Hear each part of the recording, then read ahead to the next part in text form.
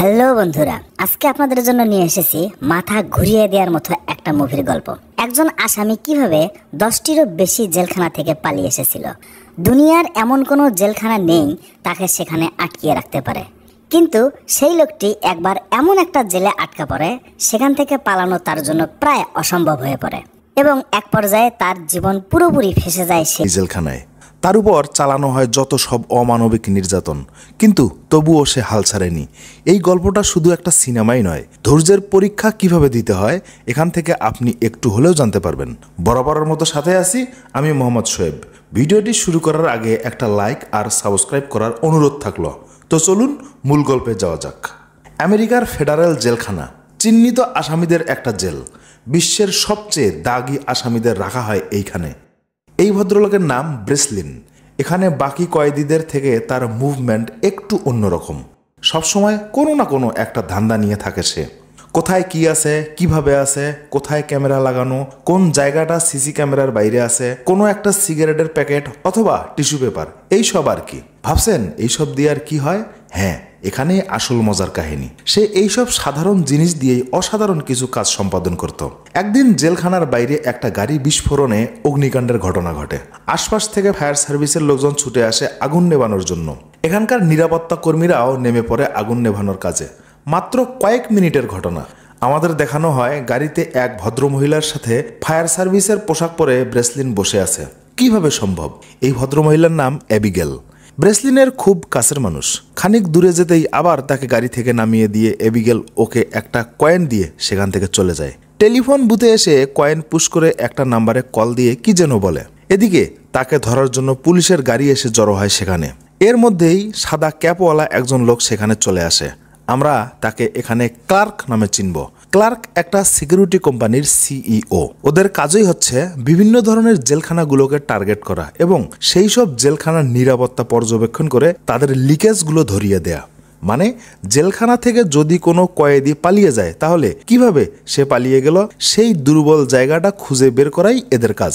আর এই ভয়ঙ্কর কাজটাই করে থাকে ব্রেসলিন। ব্রেসলিন এবং ক্লার্ক দুজনেই এই কোম্পানির পার্টনার। ব্রেসলিন এই জেলখানাতে এতদিন এই ভূমিকাতেই ছিল। একটা লম্বা সময় ধরে জেলের মধ্যে আটকে থেকে এইসব প্ল্যান করতে হয়। তারপর প্ল্যান অনুযায়ী সে খুব সহজেই সেখান থেকে বেরিয়ে আসে। এইসব কথা শুনে এই ভদ্রলোক অবাক হয়ে যায়। মানুষ নিজের জীবন বাজি রেখে কেউ এমন কাজ করে?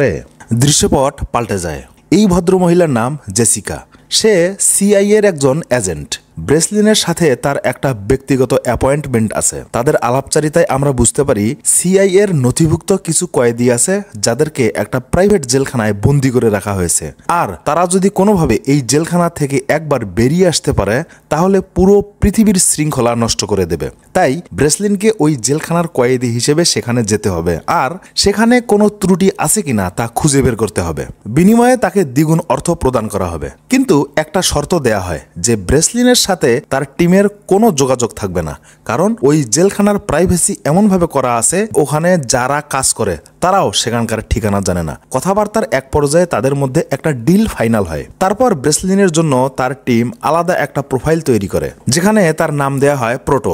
সেখানে তাকে একজন মাফিয়া হিসেবে দেখানো হয়। বিগত 10 বছরে সারা বিশ্বে যেসব সন্ত্রাসী কর্মকাণ্ড চলে তাকে সেই সবের মূল হোতা হিসেবে চিহ্নিত করা হয়। তারপর তার শরীরে একটা ট্র্যাকার লাগানো হয় যাতে তার সার্বক্ষণিক অবস্থান নির্ণয় করা যায় আর সাথে একটা সিকিউরিটি কোড দেয়া হয়। যদি কখনো কোনো বিপদে পড়ে তাহলে এই কোড নাম্বার দিয়ে তারা ব্রেসলিনের আসল পরিচয় বের করতে পারবে। এখানকার প্রয়োজনীয় কাজ কাম সেরে সে বাসার উদ্দেশ্যে রওনা দেয়। ভিতর থেকে সবাই তার দিকে খেয়াল রাখছিল। রাস্তার ওপাশে যেতেই একটা কালো মাইক্রোবাস এসে কিছু লোক বিদ্যুতের শক দিয়ে ওকে তুলে নিয়ে যায়। গাড়িতে তুলেই প্রথমে ওর বডি স্ক্যান করে ওই ট্র্যাকারের অবস্থান নির্ণয় করে। তারপর ডিভাইসটা বের করে ওটা ওখানেই নষ্ট করে দেয়। এরপর শুরু হয় আসল খেলা।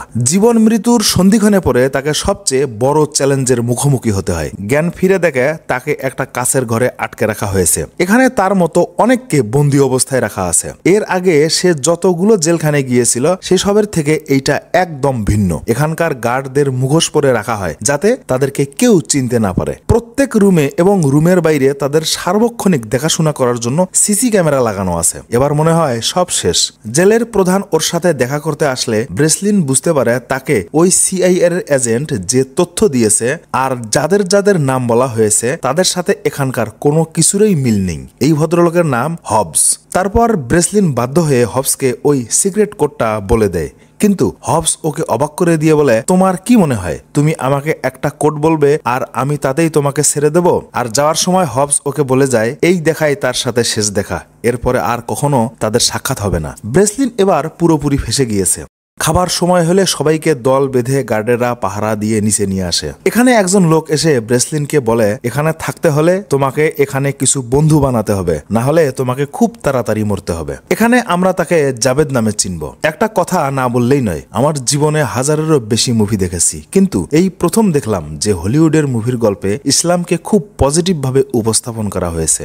যাই হোক, এখানকার প্রত্যেকের ভাবভঙ্গি বেশ আগ্রাসী, যেন একটু ডান বাম হলেই মারামারিতে লেগে পড়ে। একজন কয়েদিকে ধরে নিয়ে এসে ওদের সামনেই মেরে ফেলা হয়। কি সাংঘাতিক একটা অবস্থা। ব্রেসলিনকে এখানে নতুন দেখে ওদের কয়েকজন ওর কাছে মনে হয় একটু মজা করতে এসেছিল, কিন্তু ওরা বে জায়গায় হাত দিয়ে দিছে, কোনো সুযোগই দেয়নি ওদেরকে। এমন সময় পিছন থেকে একজন এসে ওদেরকে সেখান থেকে চলে যেতে বলে। এর সাথেও দুইটা তাজা বোমা আছে। আগে থেকে এখানকার সবাই ওকে জানতো।